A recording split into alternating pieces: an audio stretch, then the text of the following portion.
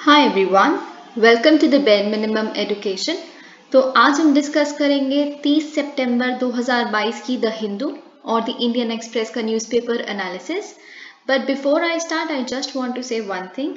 In case you find the video helpful, you can let me know that by commenting below, liking the video and subscribing to my channel if you haven't done that.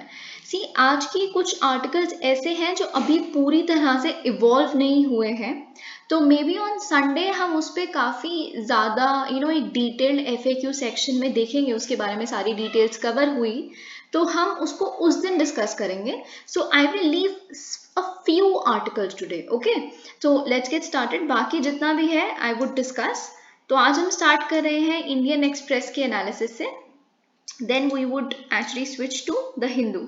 Supreme Court's abortion ruling. देखिए, आपको ये बात अभी तक पता चल गई होगी. It has went gaga on the social media platforms. तो क्या हुआ है, सुप्रीम कोर्ट ने एक सिग्निफिकेंट जजमेंट दी है थर्सडे को, जिसमें उन्होंने ये कहा है कि ये बिल्कुल अनकॉन्स्टिट्यूशनल है कि हम एक मैरिड और अनमैरिड विमेन को डिस्टिंग्विश करें कि इनका हमें प्रेगनेंसी का टर्मिनेशन अलाउ करना है और इनका नहीं करना. मैरिड को अलाउड है कि आप 20 to 24 वीक्स की अगर आपकी प्रेगनेंसी है तो आप अलाउड है टर्मिनेट करवाने के लिए अपनी प्रेगनेंसी, पर in case you are unmarried then you are not allowed. सो इस तरह के आप ग्राउंड्स नहीं रख सकते, तो ये बिल्कुल ही अनकॉन्स्टिट्यूशनल है. अब देखिए डिसीजन क्यों लिया गया है, क्योंकि एक इंटरिम ऑर्डर को जुलाई में ही मैंने आपके साथ डिस्कस किया था, ऑलरेडी स्टेट कर दिया गया था कोर्ट द्वारा, सुप्रीम कोर्ट द्वारा ही, जिसमें बेसिकली आपको पता है 25-year-old वुमेन से रिलेटेड ये था. I should actually tell a little about the story first.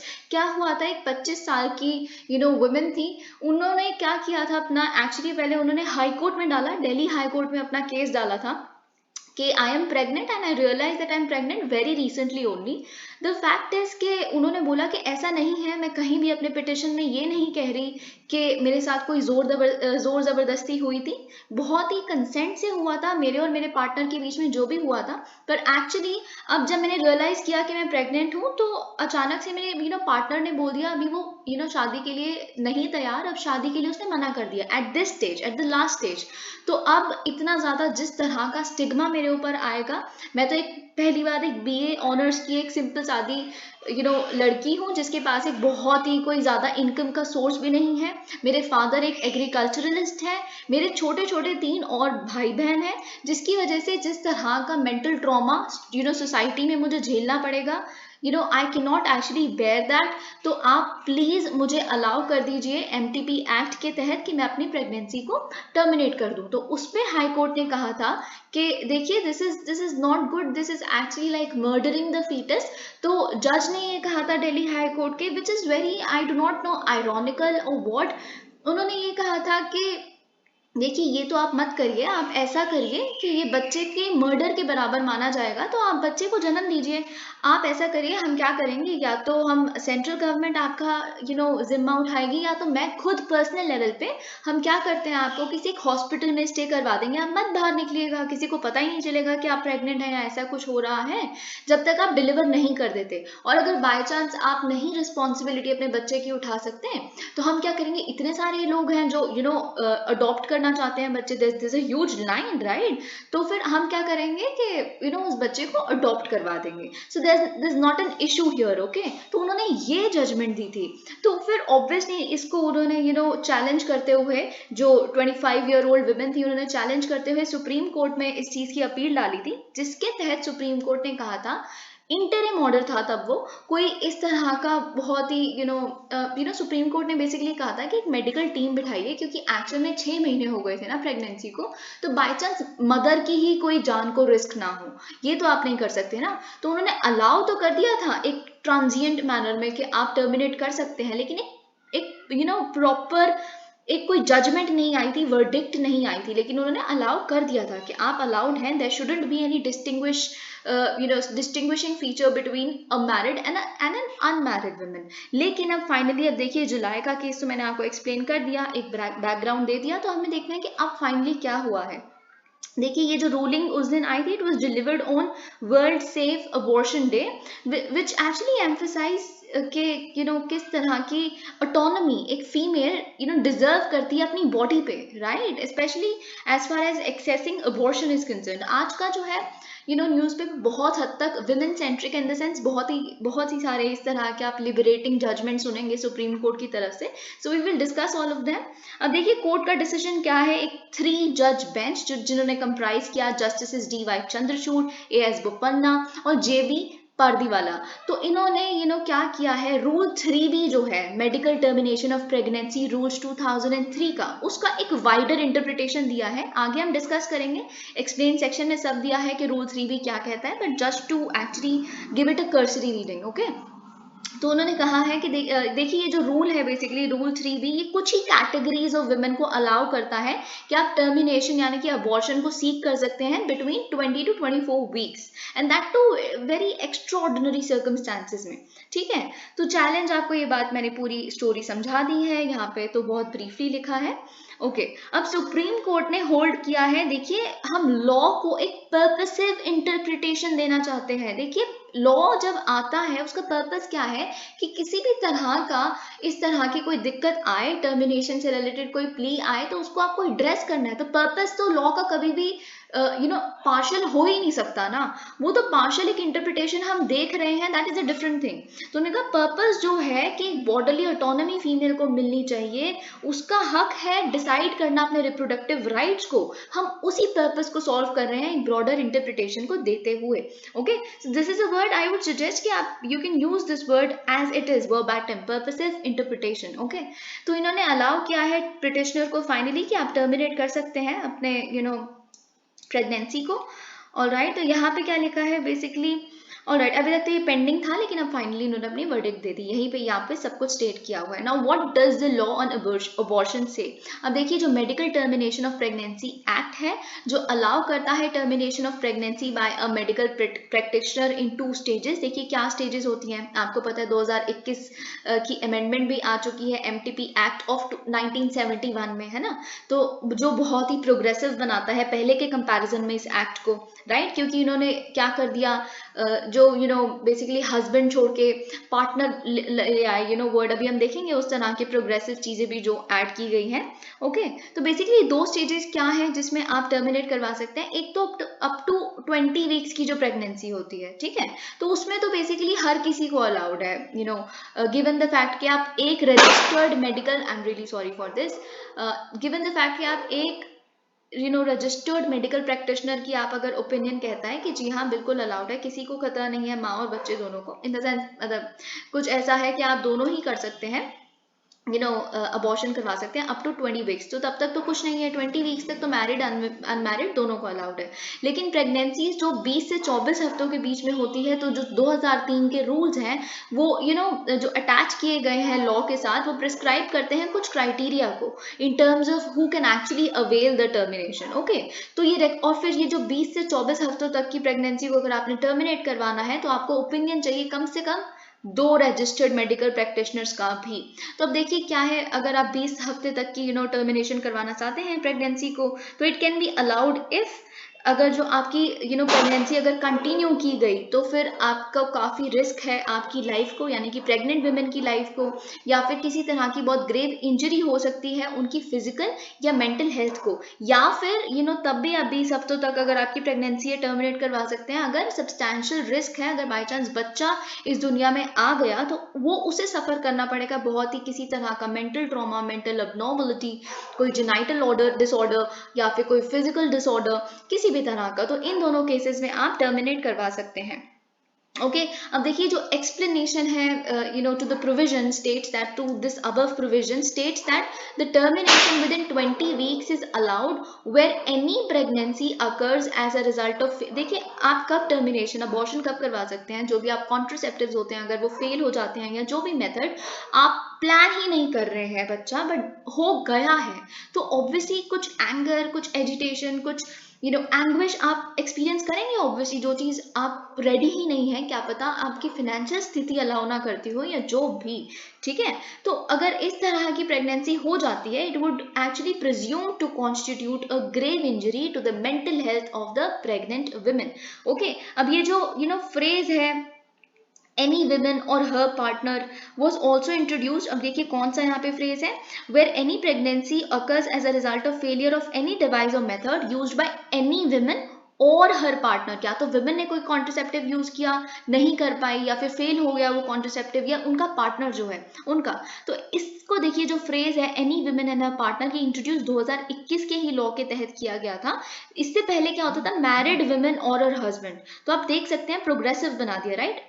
Any women में अनमैरिड भी आता है, सिर्फ मैरिड विमेन तो नहीं आती, राइट। और पार्टनर लिखा है यहाँ पे, तो इसका सेंस आप ये भी देख सकते हैं वैसे तो कि पार्टनर भी एक हस्बैंड भी, इन द सेंस अगर आप एक रिलेशनशिप में भी हैं that is also allowed. Okay, अब देखिए एलिमिनेट और क्या किया गया था, जो मैरिड वुमेन और हस्बैंड को from the scheme of MTP act. और लेजिस्लेचर ने बेसिकली क्या किया था, इट इंटेंडेड टू, मतलब जो लॉ बनाया गया 2021 का, उनका बेसिकली इंटेंशन ये था कि हम क्लैरिफाई कर सकें कि सेक्शन 3 का स्कोप है क्या।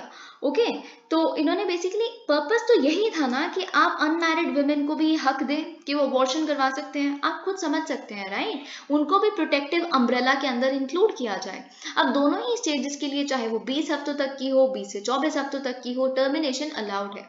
ओके, टर्मिनेशन कब अलाउड है, इस सेंस में देखिए हम पढ़ते हैं, where any pregnancy is alleged by the pregnant women to have been caused by rape. Okay, अगर बाय चांस 20 हफ्तों तक है या 20 से 24 हफ्तों तक है, पर अगर रेप का एक कॉन्सिक्वेंस है आपकी प्रेगनेंसी, तो जो एंग्विश एक्सपीरियंस करना पड़ेगा प्रेग्नेंट वुमेन को, जो उसकी मेंटल हेल्थ के लिए बिल्कुल सही है, तो इस केस में दोनों ही स्टेजेस पे आप अबॉर्शन करवा सकते हैं। अब देखिए who falls in the category of women allowed to terminate pregnancy between 20 to 24 weeks. ये चीज मैंने आपके साथ पहले भी डिस्कस की हुई है, जब हमने ये ऑर्डर देखा था 25 साल की वुमेन वाला, तो उसमें मैंने आपको बताया था कि अगर बाई चांस आपकी प्रेगनेंसी 20 से 24 हफ्तों तक की है, तो जो सेक्शन 3 भी है 2003 के रूल्स के अंडर द एमटीपी एक्ट, वो 7 कैटेगरीज ऑफ विमेन को, देखिए सातों की सातों categories I would highly recommend आप याद करें।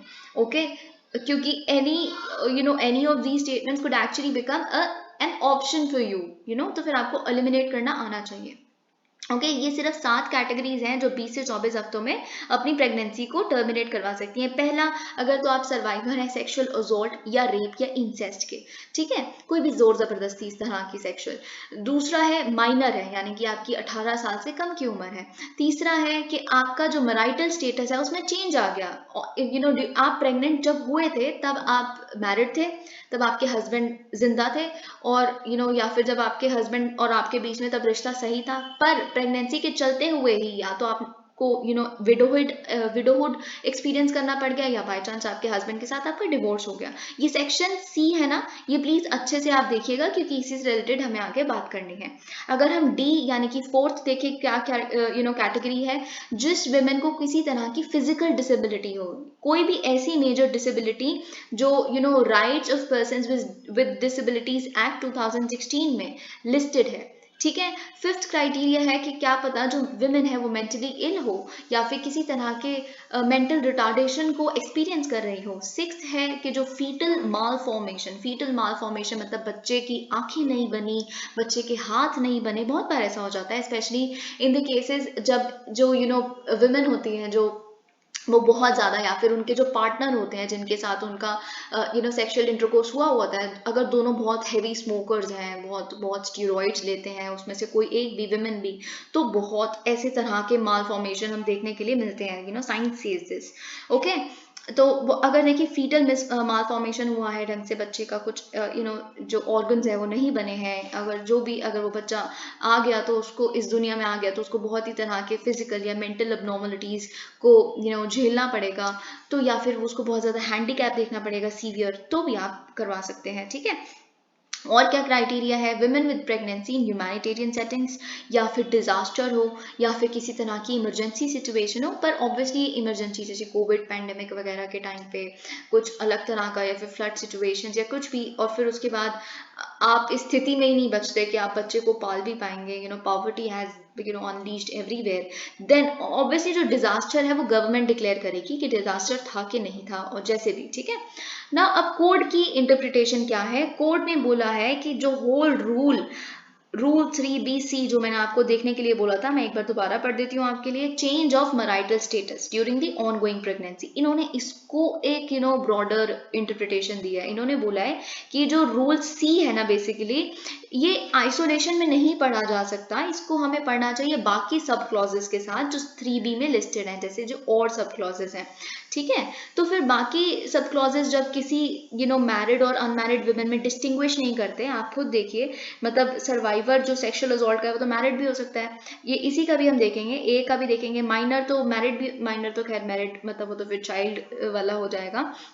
पर देखिए बाकी जितने भी यहाँ पे आप पढ़ रहे हैं डिजास्टर के टाइम पे या फिर फीटल मालफॉर्मेशन, ये इधर कहीं भी लिखा है कि मैरिड वुमेन ही होनी चाहिए? नहीं लिखा, राइट। मेंटली इल वुमेन, ये इसमें लिखा है कहीं मैरिड है या अनमैरिड है? नहीं। तो इनका ये कहना है जो सेक्शन जो सब क्लॉज C है जिसमें चेंज ऑफ मैरिटल स्टेटस की बात की जा रही है, तो उसमें हम कैसे डिस्टिंग्विश कर दें मैरिड और अनमैरिड वुमेन की, ठीक है। तो बेसिकली इन्होंने ये बोला है कि क्या पता, जैसे हमने अभी विमेन का जो केस डिस्कस किया, उनका भी तो चेंज ऑफ स्टेटस ही हुआ है ना, चेंज ऑफ रिलेशनशिप स्टेटस आप देख सकते हैं। पहले उनका ये था कि शायद वो मैरिज करेंगे, पर उनके पार्टनर ने डिक्लाइन कर दिया। इसी चीज को उन्होंने ब्रॉडर इंटरप्रिटेशन दी है। ओके, डिवोर्स और जो विडोहुड ही नहीं है एक चीज, बट रिलेशनशिप का टर्मिनेशन भी इसका एक वो बन चुका है अब क्राइटेरिया। ओके, अब कोर्ट ने और क्या किया है, अभी जैसे मैंने बोला था, ए वाला जो सब क्लॉज है, सर्वाइवर्स ऑफ सेक्सुअल असॉल्ट और रेप और इंसेस्ट, इसको भी ब्रॉड किया है। कैसे ब्रॉडन किया है इसको? जो सर्वाइवर्स ऑफ सेक्सुअल असॉल्ट और रेप और इंसेस्ट हैं, ये इंक्लूड करेंगे। रेप तो देखिए सिर्फ मैरिड वुमेन, अनमैरिड वुमेन का ही नहीं आप रेप कंसिडर कर सकते, या फिर सिर्फ माइनर का ही नहीं, जो मैरिड वुमेन है, यानी कि मैरिटल रेप की जो चीज है वो भी इन्होंने इसमें एम्बिट में इंक्लूड कर दी। यहाँ पे लिखा है, देखिए ऐसा तो नहीं है इसमें ये चीज लिखी है कि ये जो रूलिंग आई है इसने स्ट्राइक डाउन नहीं किया है मैरिटल रेप के एक्सेप्शन को जो आईपीसी में स्टेटेड है, पर डेफिनेटली रूलिंग ने ये कहा है कि even the women who have suffered marital assault can be included under the provision. हम पढ़ते हैं कोर्ट की स्टेटमेंट क्या थी। It is not inconceivable that married women become pregnant as a result of their husbands having raped them. तो देखिए ये कितना ओपनली इन्होंने स्टेट किया। देखिए अब यहाँ पे आपको समझ नहीं आएगा मैरिटल रेप का एक्सेप्शन, वैसे तो मैंने आपको पहले भी बताया हुआ है, लेकिन कुछ एडिशनल मैं आपको आज बताना चाहती हूँ। देखिए अगर आप आईपीसी का सेक्शन 375 देखेंगे, ओके, तो वो क्या स्टेट करता है, बेसिकली वो दो तरह के एक्सेप्शनल क्लॉजेस, वैसे तो इसमें बहुत सारी कैटेगरीज दी हैं कि इस तरह का अगर एक्ट्स कंसेंट के बिना किए जाएंगे तो वो क्या कहलाएंगे, वो कहलाएंगे बेसिकली रेप। लेकिन इसमें दो एक्सेप्शन दिए हैं कि ये दो एक्ट्स हैं जो रेप नहीं कहलाएंगे। पहला इसमें दिया है जो जो एक्सेप्शन है, तो वो एक्सेप्शन कहता है कि किसी भी तरह का अगर मेडिकल प्रोसीजर है या फिर मेडिकल इंटरवेंशन है उसे हम रेप नहीं बता सकते। इन द सेंस देखिए रेप इधर सिर्फ और सिर्फ एक पेनिट्रेटिव एक्ट को ही रेप नहीं कंसिडर किया जाता है। इस सेक्शन के तहत बहुत सारे और तरह के एक्ट्स जो जेनाइटल ऑर्गन्स को बेसिकली टच करना या फिर किसी भी तरह का ऐसा, उसको भी रेप की कैटेगरी में रखा गया है। तो इधर क्या है कि बाय चांस ऐसा हो सकता है कि गायनोकोलॉजिस्ट अगर कोई है तो उन्हें कोई ऑपरेशन करना है तो फिर वो भी रेप की कैटेगरी के अंडर आ जाएंगे, राइट। तो एक्सेप्शन 1 ये कहता है कि किसी भी तरह की मेडिकल प्रोसीजर नहीं रेप के अंडर आती। दूसरा एक्सेप्शन यहाँ पे आईपीसी में लिखा गया है, वैसे ये 1860 का ये लॉ है आईपीसी बेसिकली कोड जो है जिसे हम कह सकते हैं, पर अभी तक इसको चेंज नहीं किया। तो इसमें जो सेकंड एक्सेप्शन है वो है मैरिटल रेप का। इन्होंने बोला है कि जो भी सेक्सुअल इंटरकोर्स होता है एक man with his own wife, यानी कि जो वाइफ है वो 15 साल से उम्र की कम नहीं होनी चाहिए, तो फिर वो रेप नहीं होता। तो इसमें मैरिटल रेप को इन्होंने एक्सेप्शन दिया हुआ है कि मैरिटल रेप कभी भी रेप कहलाएगा ही नहीं, पर इन्होंने उसको स्ट्राइक डाउन तो नहीं किया आईपीसी के इस प्रोविजन को, बट डेफिनेटली आने वाले टाइम में शायद हम देख सकते हैं, अगर ये और ब्रॉडन होती गई जजमेंट तो हम देख सकते हैं एक change. What is the effect of the judgement? Judgement की इफेक्ट क्या होगी? देखिए कोर्ट का जो पर्पसिव इंटरप्रिटेशन है वो स्टेट करता है कॉमन थ्रेड को। मतलब देखिए कॉमन, आप रूल 3B में जितने भी ये सब क्लॉजेस लिखे हैं उसमें कॉमन लाइनिंग रखी है ना, कॉमन चीज रखी है कि सारे ही जो सब क्लॉजेस हैं वो मैरिड और अनमैरिड दोनों पे ही अप्लाई होंगे। क्यों चेंज करना? बेसिकली बात इतनी है कि अगर चेंज हो जाता है विमेन का मटीरियल सर्कमस्टांस रिलेशनशिप में जो अभी स्टेटस देखा हमने, तो मतलब ऑब्वियसली क्यों नहीं, अनमैरिड विमेन को भी हक होना चाहिए कि वो टर्मिनेट करवा सके अपनी प्रेगनेंसी को। यही सब कुछ यहाँ पे लिखा है, पर ऐसा नहीं है कि रूलिंग ने रिकग्नाइज कर दिया है, रूलिंग ने रिकग्नाइज तो किया है राइट ऑफ अनमैरिड वुमेन को कि वो ऐसा कर सकती हैं, पर एनफोर्समेंट जो है इस राइट की वो केस टू केस बेसिस पे डिपेंड करेगी। Case to case basis basically क्या है ना, यहाँ पे क्या लिखा है, केस टू केस का मतलब क्या है कि एक मेडिकल बॉडी का बनना कई केसेस में बहुत ज़रूरी है। बाय चांस ऐसा हो सकता है कि जो विमेन है उनकी हेल्थ को बहुत ज़्यादा किसी तरह की दिक्कत हो, तो इसीलिए सेंट्रल गवर्नमेंट क्या करती है, मेडिकल बॉडी बनाती है जो सबसे हायर लेवल उस स्टेट के या फिर एम्स के डॉक्टर्स होते हैं, वो डिस्कस करते हैं कि सेफ हो सकता है अबॉर्शन कि नहीं हो सकता। तो इसीलिए अगर कई केसेस ऐसे होंगे जिसमें नहीं सेफ होगा तो नहीं करवाई जाएगी, अबॉर्शन नहीं अलाउ किया जाएगा, तो इसीलिए केस टू केस बेसिस पे डिपेंड करता है। ओके, अब देखिए यहाँ पे एक चीज़ है, हमने बहुत पहले भी ये डिस्कस किया था कि हमने एक एडिटोरियल को डिस्कस किया था जिसमें ये स्पेक्युलेट किया जाएगा कि जिस तरह से फिस्कल डेफिसिट बढ़ रहा है और बहुत सारा कैड भी बढ़ गया है, अब तो करंट अकाउंट डेफिसिट वगैरह, एक्सपेंडिचर गवर्नमेंट का ना बढ़े, तो हमें ये देखना था कि क्या प्रधानमंत्री गरीब कल्याण अन्न योजना को और एक्सटेंड किया जाएगा, तो उसको 7th फेज दिया जाएगा। तो जी हाँ, दिया जा चुका है वेंसडे को, ये बात आपको पता है, यूनियन कैबिनेट द्वारा। तो ये बेसिकली थोड़ा सा पॉलिटिक्स और वेलफेयर और पॉलिटिक्स के बीच में, वैसे तो पॉलिटिक्स पे कोई क्वेश्चन आ नहीं सकता, पर आपको ये थोड़ा सा कुछ पता होना चाहिए, ब्रॉडर एक आउटलाइन आपको समझ आनी चाहिए, वो इसीलिए हमें ये जो बेसिकली एक्सप्लेन सेक्शन है इसको डिस्कस करना है। तो एक्सटेंड किया गया है प्रधानमंत्री गरीब कल्याण अन्न योजना को 3 और महीने के लिए अंटिल दिसंबर 2022। ओके, तो देखिए अब ये 7th फेज होगा, ये मैंने आपको बता दिया। गवर्नमेंट स्पेंड करेगी ₹44,672 करोड़ रुपीज, और ये ओवर 80 करोड़ बेनिफिशियरीज जो पूरे भारत में है उनको बेनिफिट मिलेगा। अब देखिए क्या है प्रधानमंत्री गरीब कल्याण अन्न योजना, या फिर ये स्कीम क्या है। जो गवर्नमेंट है वो फ्री फूड ग्रेन्स देती है अराउंड 5 kg पर पर्सन पर मंथ, पर पर्सन बोला मैंने, ठीक है, हर महीने हर एक इंसान को जो भी अम्ब्रेला में आते हैं उनको 5 किलो ग्रेन्स दी जाती हैं। अब कौन है एलिजिबल, बेसिकली वो लोग एलिजिबल हैं जो NFSA 2013 के तहत एलिजिबल हैं, वही यहाँ पे भी एलिजिबल बेनिफिशियरीज बन जाते हैं, नेशनल फूड सिक्योरिटी एक्ट। ठीक है, तो देखिए बात यह है कि इसका मतलब ये नहीं है कि नेशनल फूड सिक्योरिटी एक्ट में से ही मतलब थोड़ा सा कट कर देते हैं और फिर यहाँ पे प्रधानमंत्री गरीब कल्याण अन्न योजना पे देने शुरू कर देते हैं, नहीं, ऐसा नहीं होता। Basically it is over and above the monthly entitlement under the NFSA, मतलब वो रहेगी उसके ऊपर, यानी कि उसके साथ ये भी मिलेगा। ठीक है, अभी इसको स्टार्ट कब किया गया था आपको पता है, जो रिलीफ पैकेज आया था कोविड के बाद, जस्ट नेशनल लॉकडाउन जब अनाउंस किया गया था तब स्टार्ट किया गया था, और इनिशियली कहा गया था कि सिर्फ 3 महीनों के लिए है, अप्रैल टू जून 2020, फिर सेकेंड वेव आ गई, फिर एक्सटेंड किया गया, फिर और भी चीजें आ गई। बेसिकली यहाँ पे एक पॉलिटिक्स का एलिमेंट लिखा हुआ है। फिर इसको जब मार्च 2022 तक एक्सटेंड करने की बात की गई तो डिसीजन मेनली पॉलिटिकल था। क्यों था, क्योंकि जो सरकार है वो कुछ इलेक्शंस होने वाले थे, असेंबली इलेक्शंस उन्हें देखने थे, एक यूपी में एक पंजाब में, तो इसीलिए उनको लगा कि it would be anti political if we go by this step, if we stop the extension. अब देखिए NFSA एंटाइटलमेंट की अगर बात करें, ये कुछ फैक्ट्स हैं जो आपको पता होने चाहिए, आई वुड सजेस्ट। देखिए जो नेशनल फूड सिक्योरिटी एक्ट है इसमें 2 categories of beneficiary house hold होते हैं, एक होता है अंत्योदय अन्न योजना हाउस होल्ड, दूसरे होते हैं प्रायोरिटी हाउस होल्ड PH। ठीक है, अब दोनों में क्या डिफरेंस है, देखिए हर एक अंत्योदय अन्न योजना जो बेसिकली जो जितने भी AAY हाउस होल्ड होंगे यानी कि घर होंगे उनको मिलता है 35 kilo of food grains every month, और ये इस चीज पे डिपेंड नहीं करता कि उस हाउस होल्ड में, उस घर में कितने बंदे रहते हैं। इन द सेंस वो अंत्योदय अन्न योजना बहुत ही गरीब जो लोग होते हैं ना, बहुत ज्यादा, उनके लिए बेसिकली बने हैं।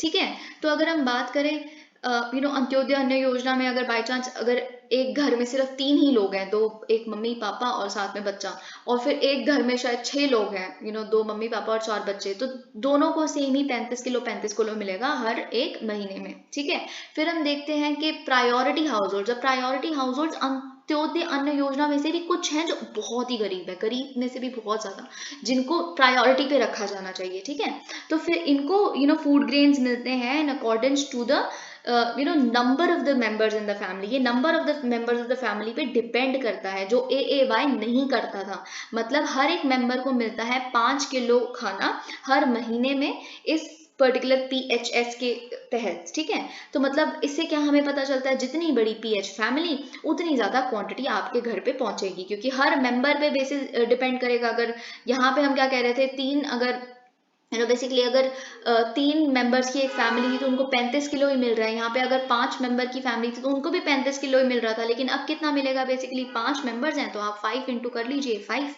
है ना। तो उस पे लेकिन PH में ये है कि फिर उनको 15 kgs मिलेगा और इनको कितना मिलेगा, 25 kgs। तो यहाँ डिफरेंस आ जाता है, ठीक है। तो अगर हम फूड सिक्योरिटीज लॉ की बात करें, इसमें NFSA में कितना मिलता है, राइस मिलता है बेनिफिशियरीज को at highly subsidize rate of ₹3 per kg, wheat मिलता है ₹2 पर kg, कोर्स ग्रेन्स मिलती हैं ₹1 पर kg। ये तो बहुत आपको अभी तक मुझे लगता है इतना क्लीशे है कि सब पता ही चल गया होगा, कितनी बार पढ़ते हैं हम ये चीज। कवरेज अंडर NFSA, देखिए ये जो 2013 का लॉ है, इसका एम क्या था कि हम एडिक्वेट क्वांटिटी को एक्सेस करवा सकें क्वालिटी फूड की अफोर्डेबल प्राइसेस पे टू 50% ऑफ द अर्बन का 50% पॉपुलेशन और रूरल पॉपुलेशन का 75% लोगों को। तो ओवरऑल अगर हम नेशनल कवरेज देखें NFSA में, वो है अराउंड 67.5%। अगर हम सेक्शन 9 ऑफ NFSA को पढ़ें तो उसमें ये लिखा है कि जो नंबर ऑफ पर्सन हैं जिन्हें कवर किया जाएगा रूरल और अर्बन एरियाज में एक पर्टिकुलर स्टेट के, उनको कैलकुलेट किया जाएगा on the basis of the population estimates as per the census. जो सबसे ज़्यादा रेलिवेंट सेंसस है, मतलब जो रेलिवेंट फिगर जो बिल्कुल लेटेस्ट दी गई हैं उसके तहत। तो इन द सेंस अभी कितनी जो लेटेस्ट पब्लिश सेंसस कौन सा है, 2011 का। तो अगर उसके बेसिस पे कैलकुलेट किया जाए तो इनकी जो नेशनल टोटल अगर हम कहें कि कितने बेनिफिशियरीज बनते हैं, 81.35 crore people, which is over 80 crore, right, जैसे अभी हमने देखा। अब लेकिन देखिए फूड मिनिस्ट्री का डेटा क्या कहता है कि जो एक्सेप्टेड फिगर है यानी कि 81.35 करोड़ है, उसमें से सिर्फ 98.05% यानी कि 79.77 करोड़ पर्सन को आइडेंटिफाई किया गया है अभी तक जिनको खाना दिया जाता है, ठीक है, एज ऑफ जुलाई 2022। लेकिन बात यह है कि जब सीलिंग को फिक्स कर दिया गया, इतने लोग हैं जो वो हैं, तो अभी भी आप इतने लोग आइडेंटिफाई करने बाकी हैं, 1.58 crore people. So you can always identify and add them, okay. तो क्या पता ऐसा हो सकता है जब इन्हें ऐड करना पड़े तो ज़्यादा एक्सपेंडिचर की डिमांड हो जाए सरकार पे, ये सब, ठीक है। अब PMGKAY वर्सेस NFSA क्या है।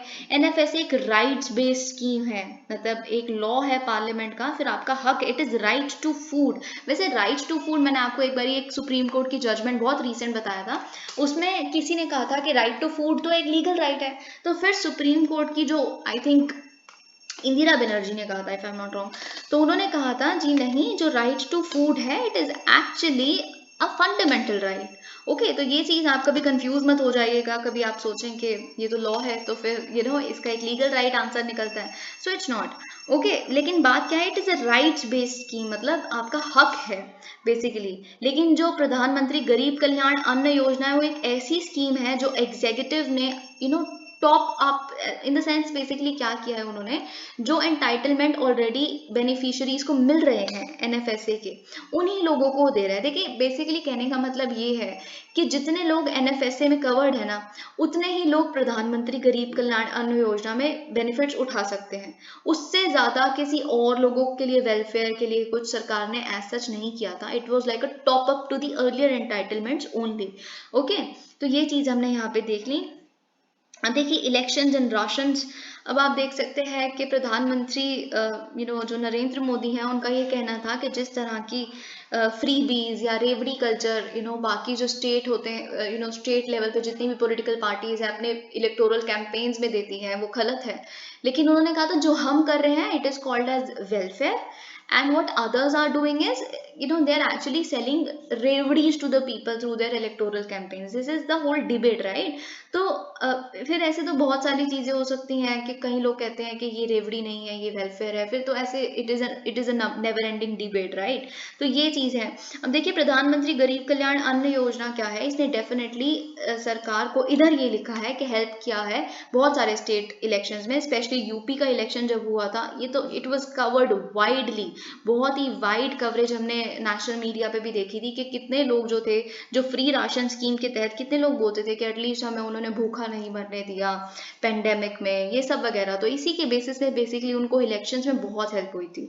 फिर अगर हम उत्तराखंड की बात करें, उत्तराखंड में तो एंटाई इनकम्बेंसी हो सकती थी, इन the sense already BJP rule कर रही है पिछले कुछ समय से, तो फिर भी इस बार हम एक्सपेक्ट कर रहे थे कि उत्तराखंड में शायद कांग्रेस आएगी, बट एक्चुअली जो जो इनकम्बेंट सीएम थे यानी कि जो बीजेपी के थे, उनके खिलाफ यूजुअली जनता ऐसी ही होती है कि कुछ सालों बाद हो ही जाती है परेशान एक तरह की सरकार से, एक पर्टिकुलर पार्टी से, तो फिर वो चेंज हो ही जाता है। लेकिन चेंज नहीं हुआ क्योंकि राशन स्कीम ने बहुत हेल्प किया। अभी स्पेक्यूलेशन ये है कि क्योंकि गुजरात और हिमाचल प्रदेश में असेंबली इलेक्शंस आने वाले हैं, सो बेसिकली अब क्या है, हिमाचल प्रदेश और गुजरात में व्हाट आम Aadmi Party is doing is, Aam Aadmi Party is going into these states and saying that we will give this, इस फ्री भी नहीं कहते, कहना है तो कह लो, हम नहीं फर्क, इस तरह के स्टेटमेंट्स आप देखते हैं, राइट। तो इसीलिए बीजेपी, देखिए लोगों बहुत स्वाभाविक है, आप एक आम आदमी को जाके इंटेलेक्चुअल डिबेट नहीं समझा सकते, that is true, please never even try that. आप इतना ज्यादा मतलब आप एक आम आदमी की क्या साइकोलॉजी है उसे समझने की हमेशा कोशिश करेंगे तो आपको खुद जवाब मिल जाएगा ऑलमोस्ट हर पॉलिटिक्स की डिबेट का। तो इसीलिए जो बीजेपी है, it can not pose itself as an anti-freebie party all together. हर कोई स्टेट में आप इलेक्शंस नहीं जीत सकते इसके बिना। I am talking politics here, okay, I am not talking anything else. तो इसीलिए कहीं ऐसा ना हो जाए कि इन स्टेट्स में उनको वोट ही ना मिले, कि बिल्कुल ही समझ लिया ये तो पार्टी बिल्कुल ही खिलाफ हो गई है फ्री कुछ भी देने के, तो इसीलिए वो नहीं इस चीज़ को डिसकंटिन्यू कर सकते। तो बाकी तो हम देखेंगे what happens in these two states, let's just see. क्योंकि इतना स्ट्रॉन्ग होल्ड इस टाइम पे लोग कह रहे हैं, स्पेकुलेट कर रहे हैं कि नहीं है, गुजरात और हिमाचल प्रदेश में चेंज होने की बातचीत चल रही है सरकार की, but that's not a concern. और right now this is revisiting लेस्टा। देखिए ये एडिटोरियल क्या कहता है, बेसिकली ये काफ़ी मतलब एक डोमेस्टिक चेंजेस जो हो रहे हैं और कैसे एक कंट्री में बाकी इंटरनेशनल लेवल की इंटरवेंशन देख रहे हैं, उसको एक लिंक करता है। आपको भी समझ नहीं आ रहा होगा पर हम पढ़ेंगे तो समझ आ जाएगा। देखिए जो हमने लेस्टा में भी रिसेंटली देखा, जो एशिया इंडिया पाकिस्तान का क्रिकेट कप हुआ था, उसमें बेसिकली क्या हुआ है कि हमने उसके बाद फिर इंडिया पाकिस्तान के टर्म्स देखे आपस में, जो यूनाइटेड किंगडम के इस पर्टिकुलर सिटी में लेस्टा में जिस तरह का हमने आउटब्रेक देखा। फिर एक जो मंदिर वहाँ पे था, जो स्ट्रीट मार्केट है वहाँ बिल्कुल सामने सेंटर में जो मंदिर था, फिर उसका जो फ्लैग लगा हुआ था उसको टर्न डाउन किया गया कुछ फोर्सेस द्वारा। तो इसीलिए ये इशू इंडिया पाकिस्तान का इमर्ज होते होते कब हिंदू मुस्लिम का इशू बन गया पता ही नहीं चला। तो बेसिकली इसी चीज़ को यहाँ पे बताया गया है कि ऐसा क्यों हो रहा है, एक्चुअली में यूके में क्या चेंज आ रहा है कि ये सब चीज़ें हम देख रहे हैं, why is UK weakening. Okay, तो ये चीज़ देखते हैं। बेसिकली देखिए इंडियन हाई कमीशन की आपने क्रिटिसिज्म भी देखा कि लोकल अथॉरिटीज़ फेल हो गई बिल्कुल इस तरह की इंडियन कम्युनिटी को प्रोटेक्ट करने के लिए। जिस तरह का वैंडलिज्म हमने हिंदू टेम्पल्स को देखा, राइट, हमने उनको क्रिटिसाइज किया, उनकी लोकल अथॉरिटीज़ को। देखिए इंडिया का स्टैंड न्यू नहीं है, नया नहीं है।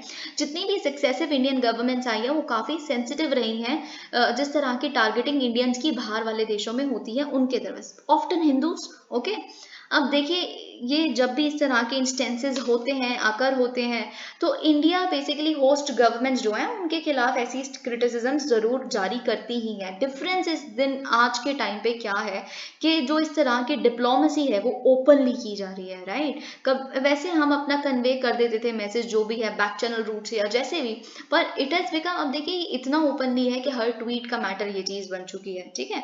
तो बेसिकली क्या है, किसी तरह का इनिवेशन, कोई भी रोक भी नहीं एक्सपीरियंस प्रैक्टिस नहीं की गई हमारी अथॉरिटीज़ द्वारा भी कि हमारे रिलीजियस पर्टिकुलरिटीज़ क्या है बेसिकली भारत सरकार की, कि हम हिंदूज को टारगेट होता हुआ नहीं देख सकते।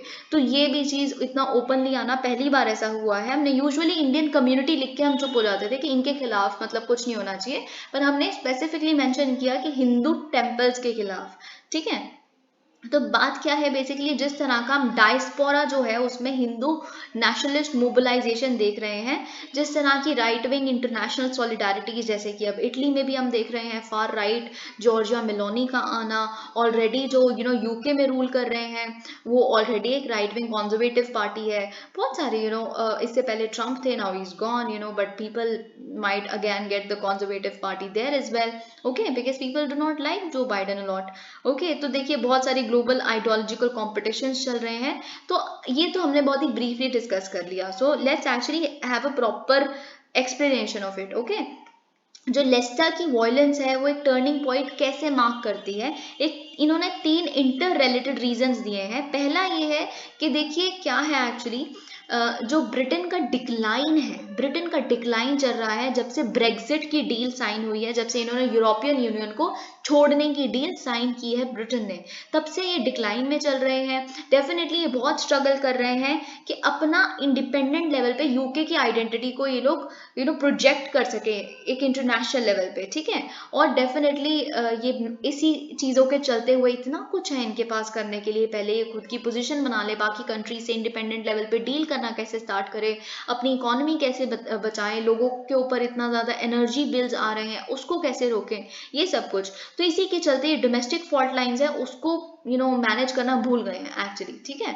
अब देखिए यहाँ पे भी हम देख सकते हैं कि जिस तरह का मोबिलाइजेशन हम हिंदू इंडियन डायस्पोरा का देख रहे हैं, ये डेफिनेटली क्यों हो रहा है, ब्रिटिश वल्नरेबिलिटीज को भी एक्सप्लॉइट करने के लिए और रीशेप करने के लिए, कि कैसे लंदन अब इंडिया के फेवर में देखा करेगा हर चीज। हम देखेंगे अब कैसे। Let's unpack these aspects. अभी फाइनल मतलब एक्सप्लेनेशन स्टार्ट होती है।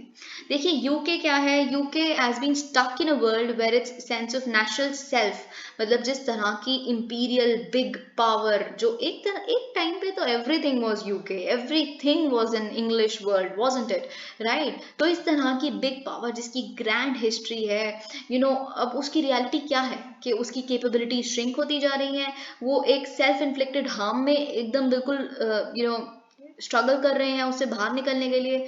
अब देखिए जो ब्रेग्जिट ईयर यानी कि यूके की जो एस्पिरेशन है कि वो यूएस जैसी बनती रहे, यूएस जैसी एक एक्चुअल ग्लोबल पावर बन पाए, और फिर इन तरह की जो एस्पिरेशंस है वो फर्दर लिमिट कर देती है यूके के खुद के पोटेंशियल को, राइट।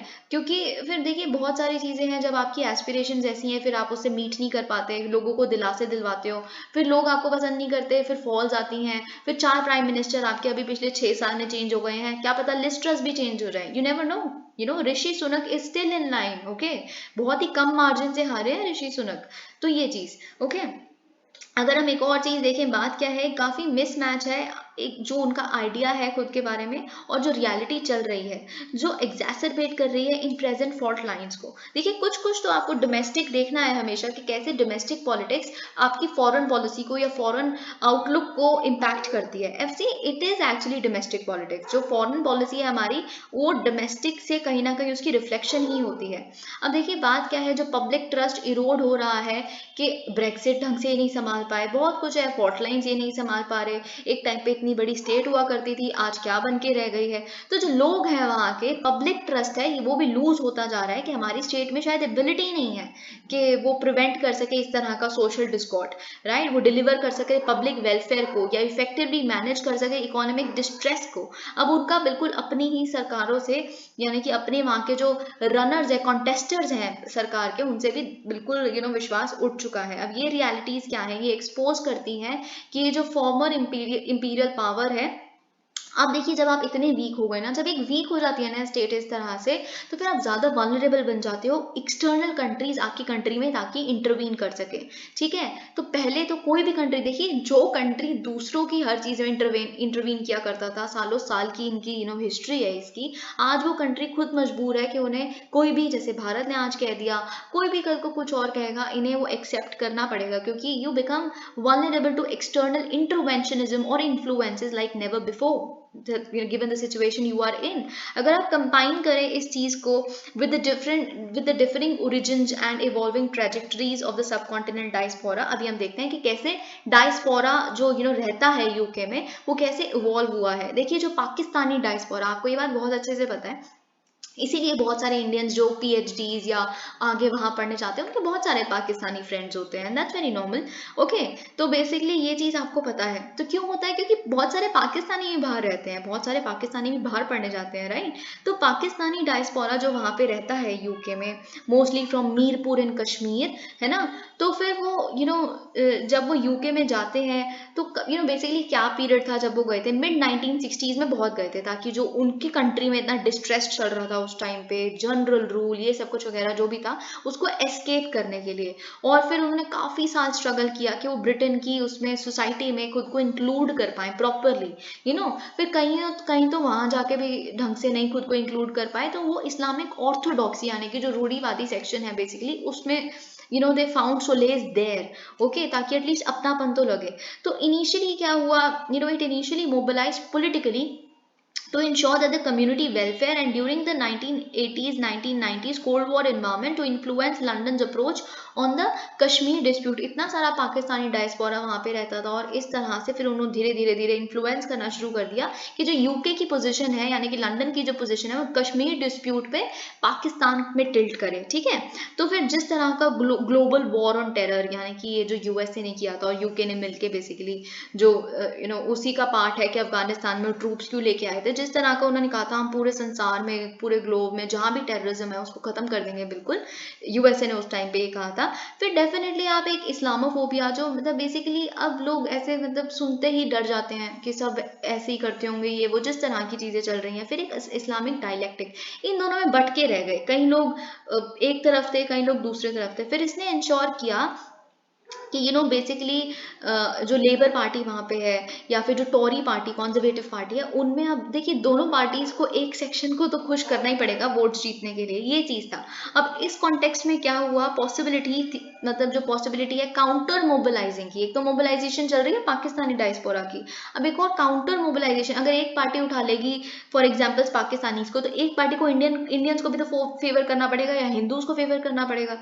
जो यहाँ अगर पॉलिटिक्स आप कहते हैं ना, तो धीरे धीरे जो बाहर हमारे देश के लोग या कहीं और के लोग गए हुए हैं, तो धीरे धीरे बाहर की पॉलिटिक्स भी अब इसी चीज में सम अप की जाएगी। वैसे भी उनके 36 और इश्यूज हैं, never to state that they are not like, आप ये कभी मत समझिए कि वो अगर यहीं पे सारी चीजें हैं वहां पे भी बहुत काला गोरा किस तरह का होता है, you know that, specially USA में, ओके। अब देखिए इस कॉन्टेक्स्ट में चलते हुए जब क्या करना था, जो इकोनॉमिकली सक्सेसफुल हैं बेसिकली जितने भी हिंदूज हैं, लेकिन internally stratified in the sense खुद में ही सेगमेंट्स हैं, जैसे दलित, फिर उसके बाद वैश्य, फिर उसके बाद ये तरह का ब्राह्मण, ये जो है ये तो स्ट्रैटिफिकेशन आप देखते ही है ना। अनटचेबिलिटी तो है डेफिनेटली, अब कितनी है कितनी नहीं है, अनटचेबिलिटी नहीं है तो फिर भी अभी भी बहुत सारे और डिबेट्स हैं इस चीज पे कि किस भावना से देखा जाता है ना।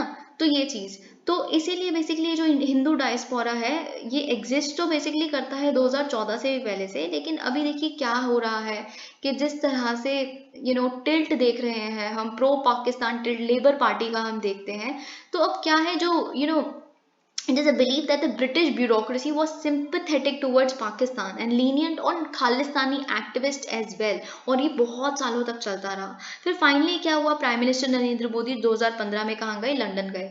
फिर उसके बाद उनको काफ़ी वेलकम मिला, ये बात आपको पता है, ठीक है। ये सब कुछ हुआ, फिर उन्होंने डेफिनेटली एक ग्राउंड लेवल पे शिफ्ट इंश्योर किया ब्रिटिश इंडियन डायस्पोरा में, अब देखिए अभी तक तो इसको वैसे इलेक्टोरली वेपनाइज नहीं किया गया, अभी तक हिंदू वोट बहुत इंपॉर्टेंट वहाँ की पार्टीज के लिए नहीं बने, पर 2019 के बाद बनने स्टार्ट हो गए क्योंकि ब्रेग्जिट भी तो आ गया, राइट। फिर आप कैसे, जब आप कुछ कर नहीं रहे, ब्रेग्जिट कर लिया आपने, उसके बाद आप लोगों का वेलफेयर इंश्योर कर नहीं पा रहे, फिर लोग कहेंगे तो बकवास पार्टी है, इन्होंने तो पता नहीं, ये तो इकोनॉमिक डिस्ट्रेस ही नहीं संभाल पा रहे, तो फिर अब वोट्स कैसे जीतेंगे, राइट। फिर कंजर्वेटिव पार्टी को कुछ तो करना है वोट जीतने के लिए, क्योंकि बोरिस जॉनसन ने ब्रेग्जिट तो करवा दी है ना।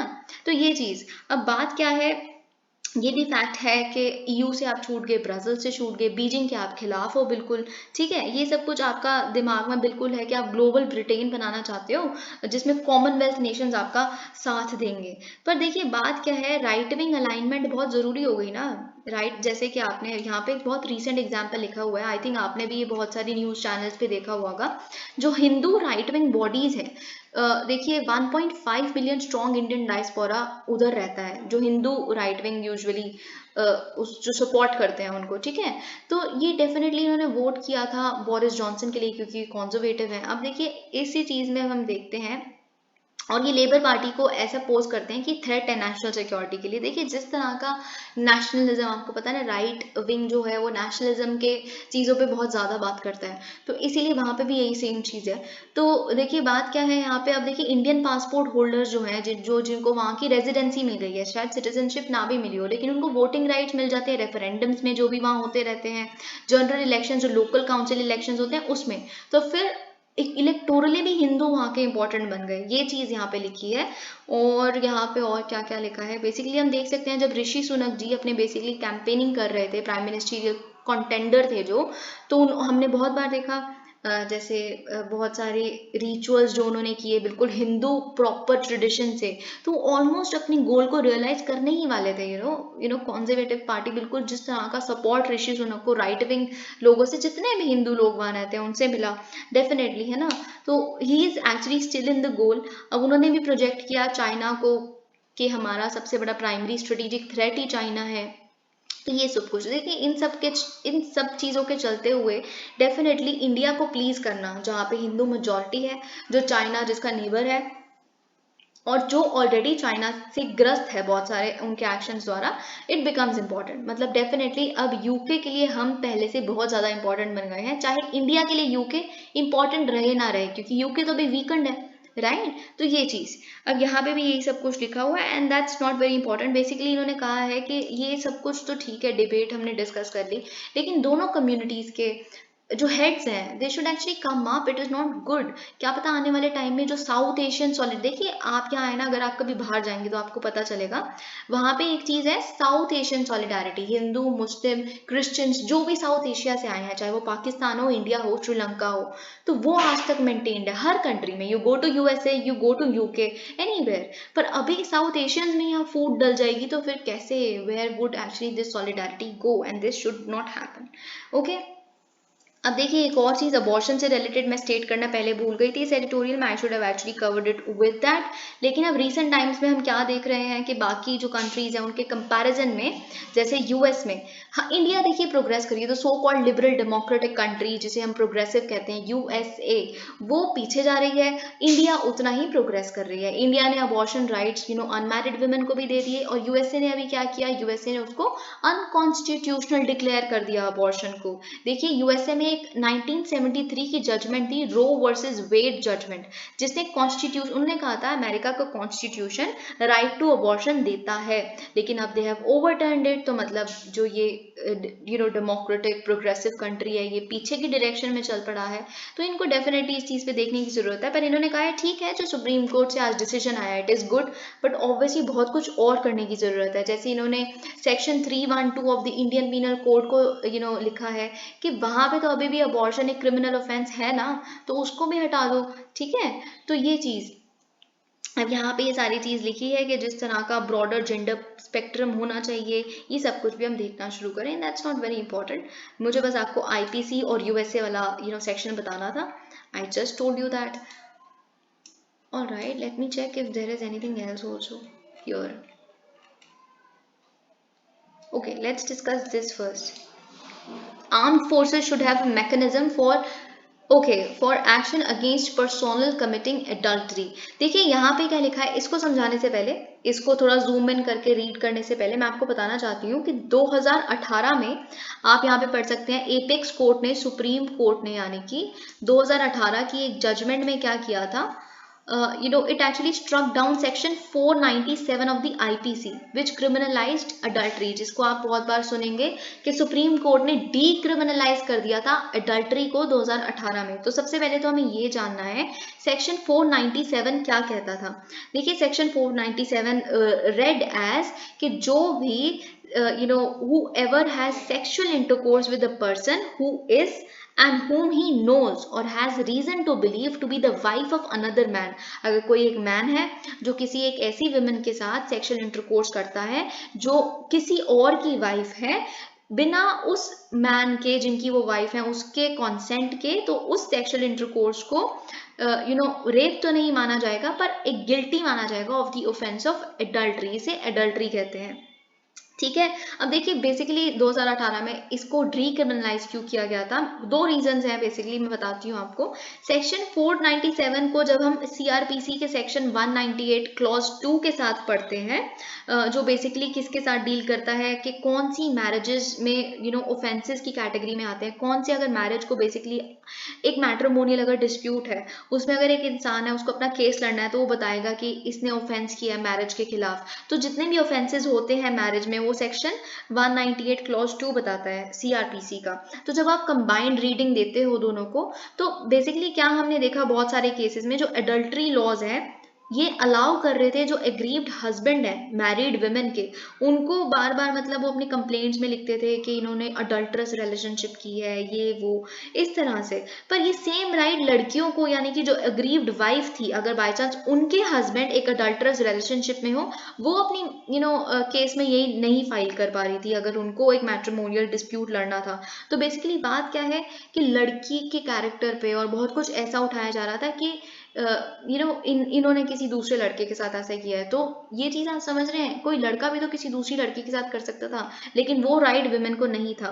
तो सुप्रीम कोर्ट ने बेसिकली ये कहा कि देखिए ये तो बेसिकली आप क्या समझ रहे हो, वन मैन दूसरा मैन, दो मैन के बीच की बात है, विमेन तो एक ऑब्जेक्ट की तरह काम कर रही है, मतलब उसका कोई वजूद ही नहीं है, राइट, उसमें उसको कोई importance, it is actually anti women. ये एग्जैक्टली सुप्रीम कोर्ट ने उस टाइम पे कहा था, तो इसीलिए इसको डीक्रिमिनलाइज कर दिया गया है, ये मुझे आपको बताना था। ठीक है, अभी हम देखते हैं कि यहाँ पे क्या लिखा है। देखिए एक्चुअली क्या हुआ है कि इन्होंने अडल्ट्री, देखिए अभी क्या बोला है सुप्रीम कोर्ट ने कि अडल्ट्री क्या कर सकती है, ये एक्चुअली ब्रेक कर सकती है फैमिलीज को, बहुत पेन कॉज कर सकती है डेफिनेटली। मतलब जब ऐसे किसी को पता चले कि अगर किसी बच्चों को ही पता चले कि जो हमारे पापा या मम्मी किसी और के साथ एक अडल्टरस रिलेशनशिप में, पूरी फैमिली टूट जाएगी। उन बच्चों को तो वैसे भी कसूर कोई नहीं होता, ठीक है, फिर वो 2 दिन यहाँ रह रहे हैं मम्मी के पास, फिर कस्टडी आ रही है, this is all rubbish, okay, this is something extremely painful for the kids is well and the entire family.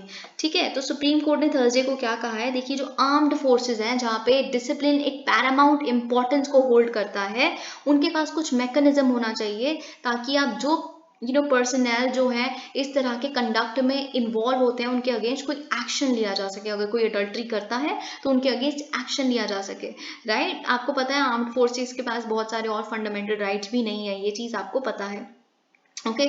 अब आर्म्ड फोर्सेस के अगेंस्ट कोई एक्शन लिया जाना चाहिए। बात पता है क्या है, जो पिटिशनर्स थे, यानी कि जो सेंटर है, सेंटर इस जगह पिटिशनर थी, उन्होंने कहा कि देखिए army had taken disciplinary action against some personal for adultery, लेकिन जो आर्म्ड फोर्सेस ट्राइब्यूनल है वो बहुत बार कहते थे 2018 की सुप्रीम कोर्ट जजमेंट ने तो डीक्रिमिनलाइज कर दिया एडल्ट्री को, तो फिर प्रोसीडिंग्स वो क्वैश कर देते थे, बिल्कुल नलिफाई कर देते थे कि क्या प्रोसीडिंग हम चालू करें।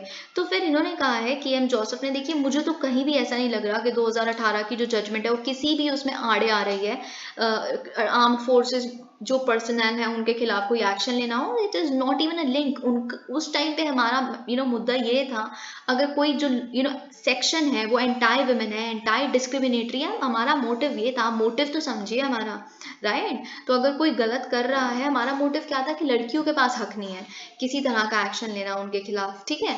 तो ये मोटिव था। ये इसको कैसे स्टेट कर सकते हो कि किसी कोई अगर पर्सनल है वो कोई अडल्टरस रिलेशनशिप में, उसके अगेंस्ट आप एक्शन नहीं लेंगे, ये तो कोई मतलब ही नहीं है, ठीक है। तो ये चीज। और वैसे भी देखिए आर्मी में ये होता है कि कितने कितने टाइम आप अपनी फैमिली से दूर रहते हो, फिर फैमिली कितना ट्रस्ट करके पीछे और कैसे सरवाइव करती है, सबसे बड़ी बात ये है, वो इम्पोर्टेंट है। और फिर उसके बाद उन्हें क्या पता चलता है कि वो उधर किसी और के साथ रिश्ता है उनका, and this is wrong, okay. इसीलिए बहुत जरूरी है कि उनके अगेंस्ट कोई एक्शन लिया जाए। अब देखिए यहाँ पे इन्होंने जो न्यू चीफ, देखिए जो डिफेंस जो CDS बने हैं बेसिकली अनिल चौहान जी, उनके समक्ष क्या क्या चैलेंजेस है ये इन्होंने स्टेट किया है, and I would just go into this only. इन्होंने क्या कहा है, सबसे पहला चैलेंज तो ये है कि वो प्रायोरिटाइजेशन करें, मतलब यानी कि जो ब्रिज है अभी, एक गवर्नमेंट जो बहुत हरी में है कि हमें नेशनल सिक्योरिटी को इंश्योर करना है, फिर एक ऑर्गेनाइजेशन यानी कि आर्मी जो पिछली जो ट्रेडिशनल सिस्टम्स चल रहे हैं, हायरार्की चल रही है, उसी पे अटकी रहना चाहती है। इन दोनों के बीच में बैलेंस कैसे आप मेंटेन करोगे, हरी गवर्नमेंट, जो गवर्नमेंट एक हरी में और इस तरह के ट्रेडिशनल ऑर्गेनाइजेशन के बीच में आप कैसे बैलेंस मेंटेन करोगे। फिर और क्या क्या चैलेंजेस हैं इन्होंने ये बोला है। बाकी जो चैलेंजेस हैं वो 5 तरह के चैलेंजेस हैं एंड दे आर इम्पोर्टेंट। पहला तो ये है कि आप यू बिल्ड ऑपरेशनल कैपेबिलिटी उस स्पेस पे, जैसे जिस तरह की देखिए आपको ये बात पता है कि काफी पावर एसिमेट्री है चाइना और इंडिया के बीच में, तो आप इसको मैनेजेबल लेवल पे लेके आइए, उस पावर एसिमेट्री को ब्रिज करना स्टार्ट करिए। सेकंड चैलेंज ये है कि आप क्रिएट करिए फ्रेश स्ट्रक्चर्स को to support integrated training, planning and operation which is inevitable. मतलब ट्रेनिंग, प्लानिंग और ऑपरेशंस जो ग्राउंड लेवल पे हो रहे हैं, ट्रेनिंग जो पहले हो रही है, प्लानिंग, उसमें सब मतलब इंटीग्रेटेड मैनर में करिए। जैसे कि जो ट्रेनिंग वाले जो लोग हैं वो भी इंक्लूडेड हो प्लानिंग में, प्लानिंग वाले जो लोग हैं वो भी इंक्लूडेड हो कहीं ना कहीं ऑपरेशन की स्ट्रैटेजी में, तभी तो एक इंटीग्रेटेड मैनर में एक ऑपरेशन कंडक्ट किया जा सकता है। एक रिक्वायरमेंट जो यहाँ पे थर्ड रिक्वायरमेंट लिखी है वो ये है कि पॉलिसी, देखिए it is in the area of policy, doctrines and strategy. क्या लिखा है यहाँ पे, जो आर्म्ड फोर्सेस हैं अक्रॉस द वर्ल्ड वो बेसिकली क्या है, they driven by structured processes, tactics, techniques and procedures, TTPs जिसे हम कहते हैं। ओके देखिए यहाँ पे क्या लिखा है बेसिकली कि पॉलिसीज और डॉक्ट्रिन्स जो होते हैं, अगर जो सरकार पॉलिसी बना रही है या कोई भी डिसीजन ले रही है आर्मी से रिलेटेड, वो तभी अच्छी पॉलिसी हो सकती है जब एक मिलिट्री स्ट्रैटेजी बनी हो। मिलिट्री स्ट्रैटेजी एक प्रिकर्सर है एक अच्छी पॉलिसी का नेशनल सिक्योरिटी के उसमें, ठीक है।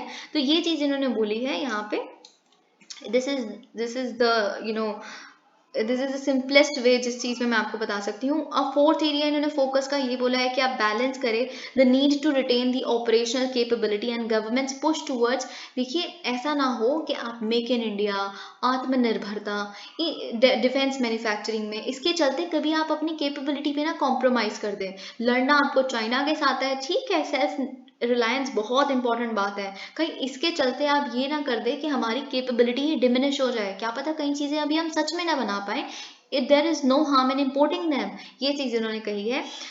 देखिए यहीं पे ये सब कुछ लिखा है और इन्होंने बोला है कि देखिए हम क्या देख सकते हैं, इंडिया की जो डिफेंस सिस्टम है या मैन्युफैक्चरिंग इकोसिस्टम है उसमें थोड़ा सा चेंज देखने की जरूरत है। देखिए अभी आइसोलेटेड मैनर में हर कोई अपना काम कर रहा है। जो इनोवेटर्स और डिजाइनर्स हैं यानी कि साइंटिस्ट, डिफेंस साइंटिस्ट है वो अलग काम करते हैं, मैन्युफैक्चरर्स जो PSUs या प्राइवेट सेक्टर है वो अलग काम करते हैं, यूजर्स यानी कि जो आर्म्ड फोर्स एक्शन में ऑपरेशन कंडक्ट करती है वो अलग काम कर रहे हैं। तीनों में कोई इंटरलिंकिंग ही नहीं है, कोई आपस में बात ही नहीं करता, नीड क्या है किसकी, फिर सजेस्ट कैसे करेंगे आप। तो these silo should actually broken down, एक इंटीग्रेशन आनी चाहिए, ठीक है, ये चीज इन्होंने बोला है। और इंटेलेक्चुअल कैपिटल की बहुत जरूरत है, जैसे US, फ्रांस और इसराइल में तीनों जो है इकट्ठे काम करते हैं, साइंटिस्ट और मैन्युफैक्चरिंग सेक्टर और armed forces. Okay last challenge इन्होंने लिखा है will be in the realm of shedding several infrastructures colonial legacies. देखिए जो कोलोनियल लेगेसीज हमें हमें हमारी कोलोनियल हिस्ट्री ने क्या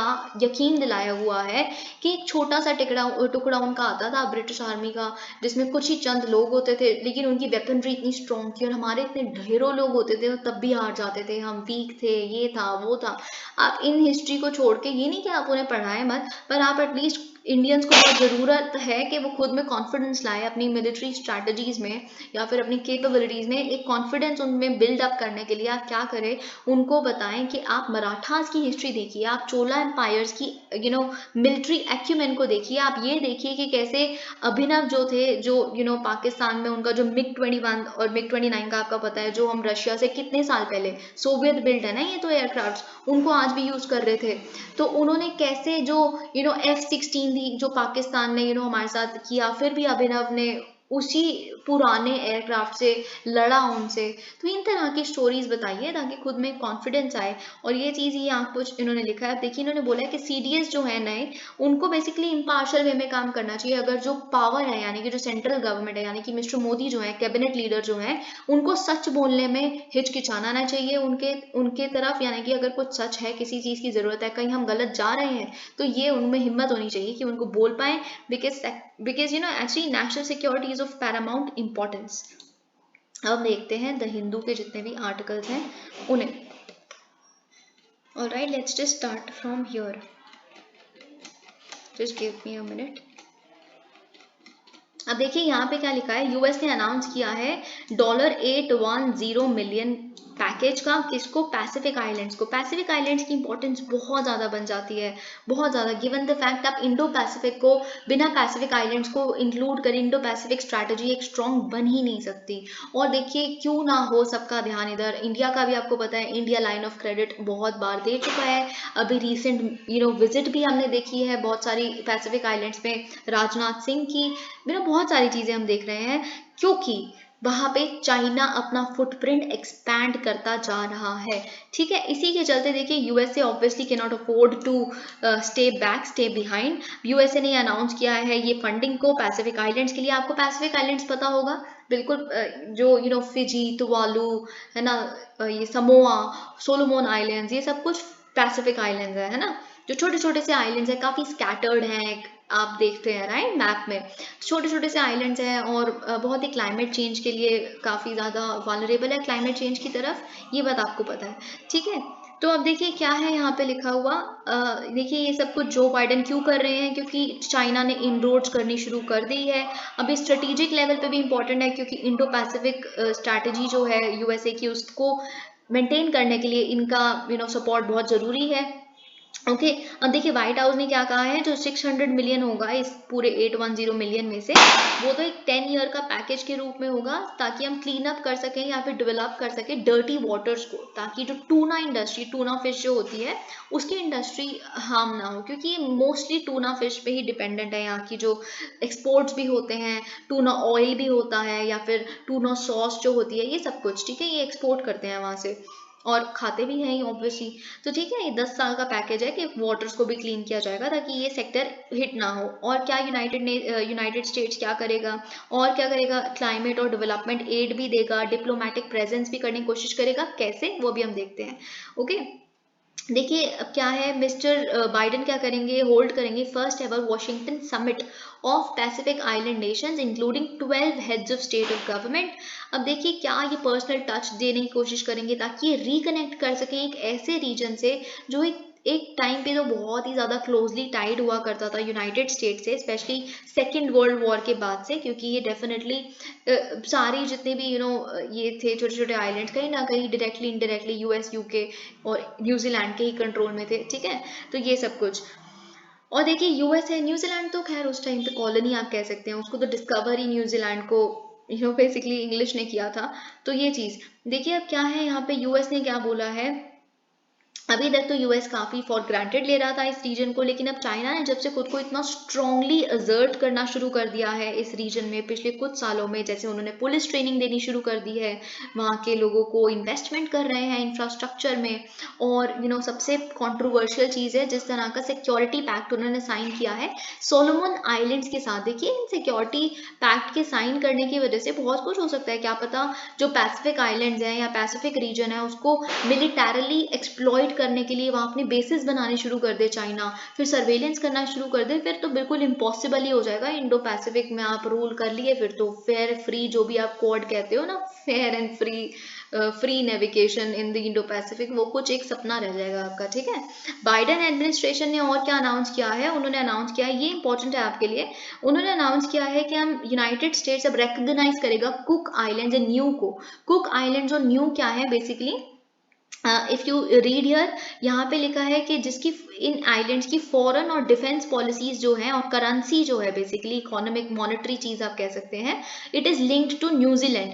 तो अब ये फाइनली मतलब पूरा एक सेल्फ गवर्निंग टेरिटरी के रूप में प्रॉपरली रिकॉग्नाइज करेंगे। इससे क्या होगा कि आप डिप्लोमेटिक अपनी प्रेजेंस वहाँ कर सकती है यूनाइटेड स्टेट्स, यानी कि वहाँ पे एम्बेसी खोलेंगे प्रॉपरली।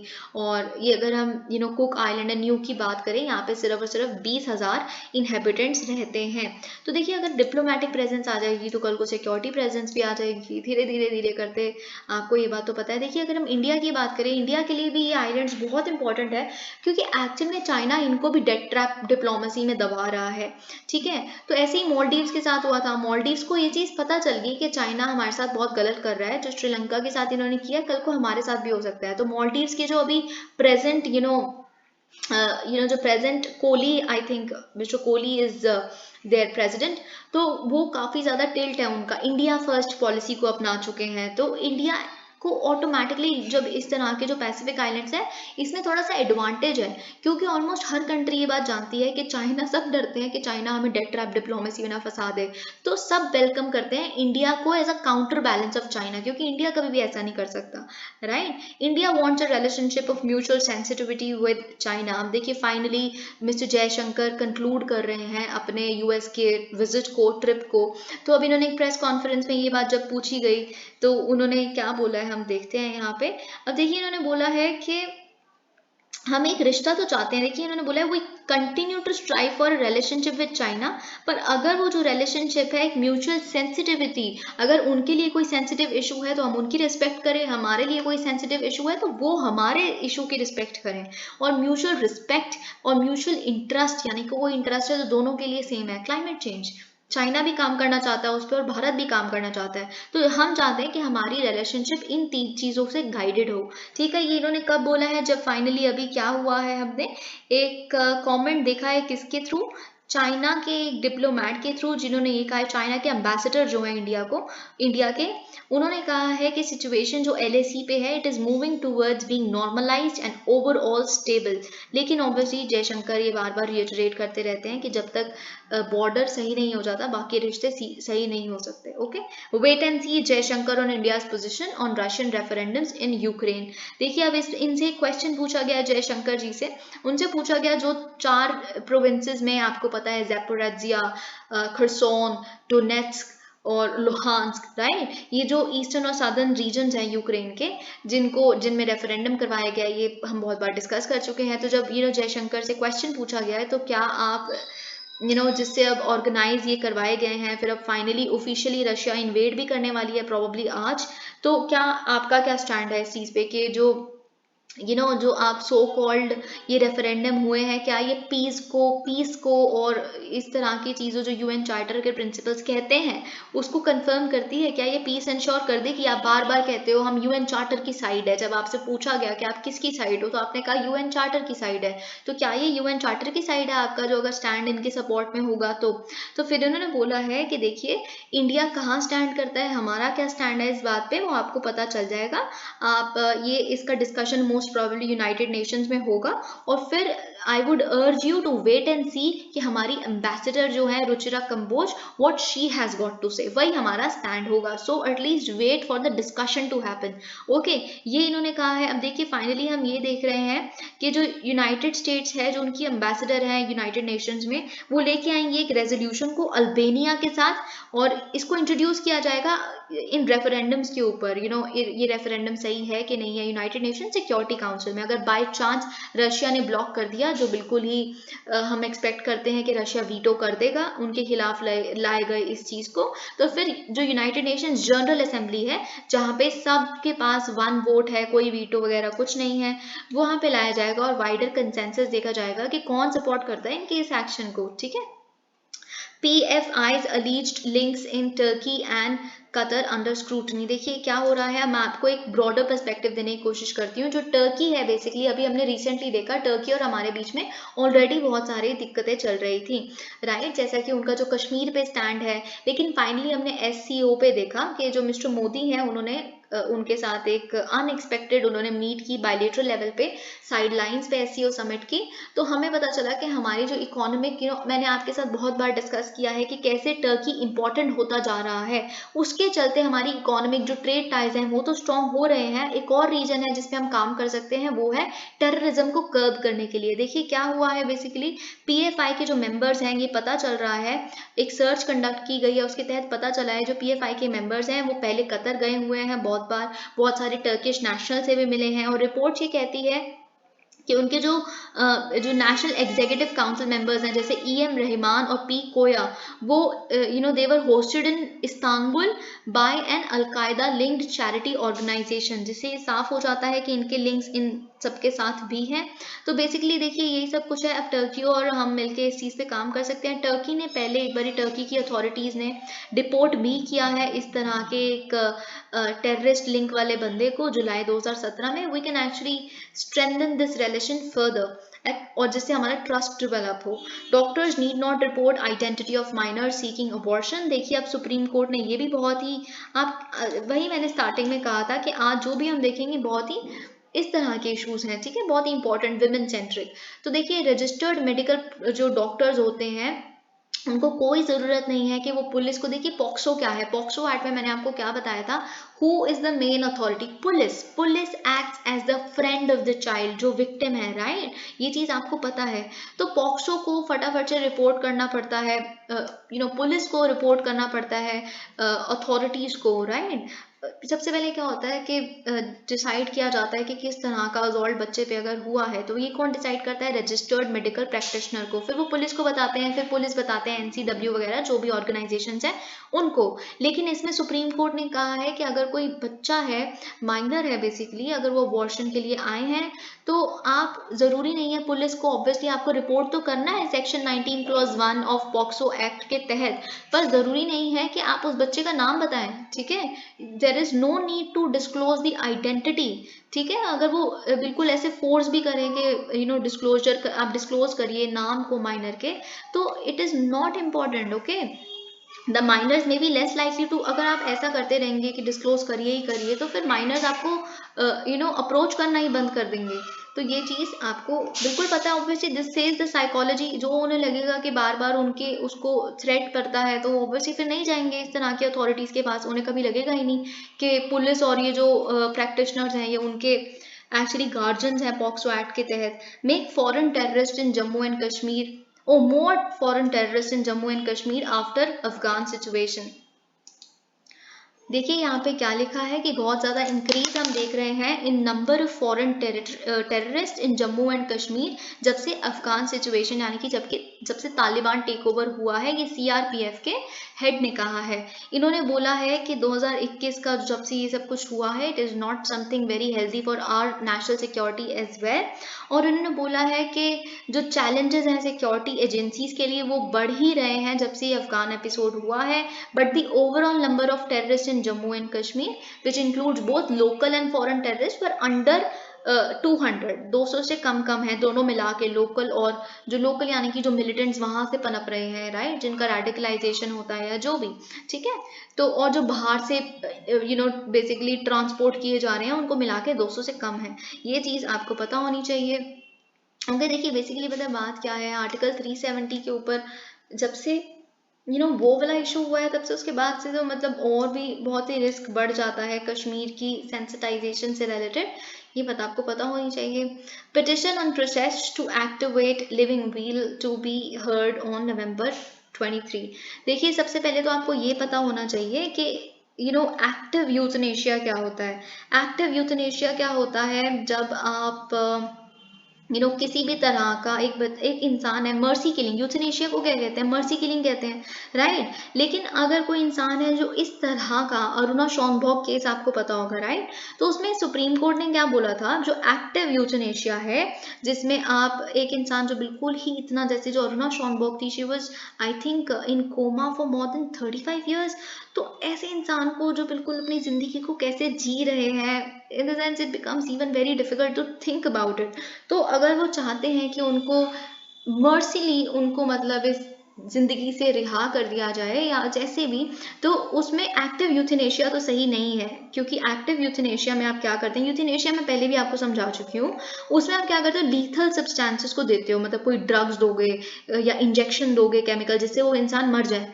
तो that is illegal and also very unethical. ये चीज़ तो नहीं हो सकता, ये सुप्रीम कोर्ट ने बिल्कुल स्टेट कर दिया था। लेकिन इन्होंने लीगलाइज कर दिया था पैसिव यूथनेशिया को, ठीक है? तो पैसिव यूथनेशिया क्या होता है? नेगेटिव यूथनेशिया या फिर नॉन एग्रेसिव यूथनेशिया भी हम कहते हैं इसको।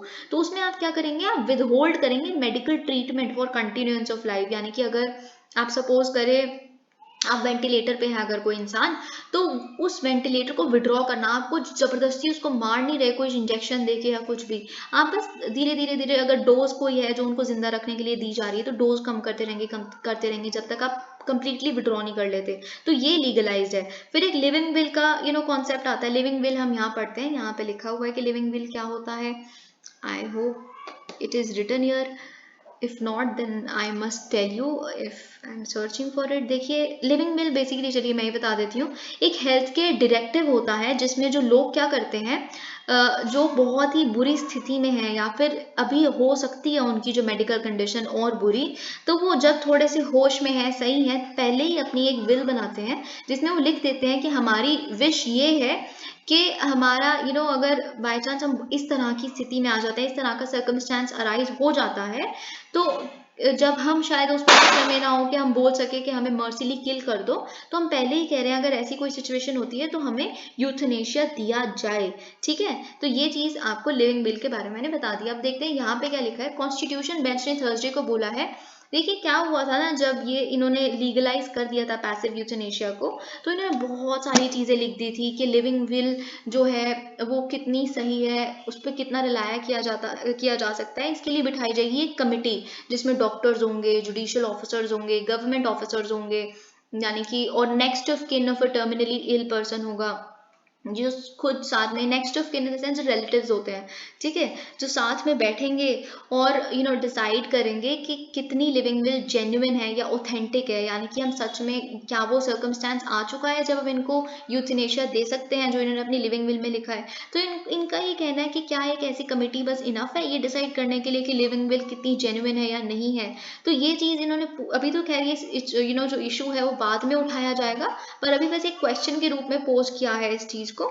तो देखिए, अब देखिए यहाँ पे जैसे केस लिखा है कि रिलेटिव्स हैं कभी कभी रिफ्यूज कर देते हैं कि पेशेंट को वेंटिलेटर पे मत डालो, do not put the patient on ventilator, पर अगर हम जैसे ही डालते हैं वो सर्वाइव कर जाता है। तो इससे ये पता चलता है कि आप नेक्स्ट ऑफ किन को तो कई बार नहीं ट्रस्ट कर सकते। बहुत लोग स्केप्टिकल होते ही हैं, जो यानी दूर के रिश्तेदार होते हैं उनको, कि वो कितना बचा सकते हैं डाइंग पर्सन को कितना नहीं। Thank you so much, please like the video.